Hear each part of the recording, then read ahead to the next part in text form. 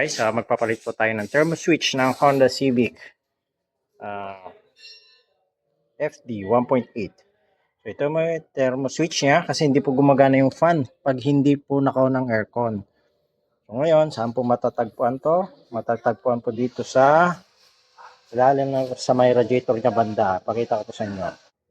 Dito po yan sa may ilalim niyan, dito yung socket.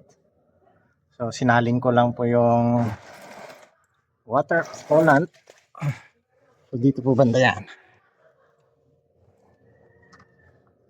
Ayan. Makikita nyo, dyan po nakalagay yan. So dito po natin lalagay yung bago ngayon. Yung socket. Ito na po yan. So yung thermo switch na tinatawag. So ilagay po natin.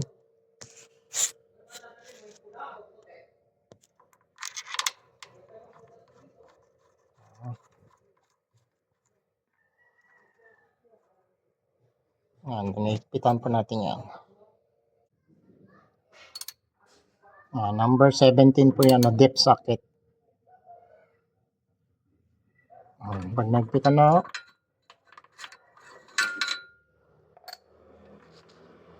then ilagay na yung socket.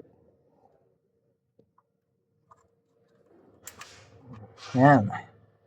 So, ganyan lang po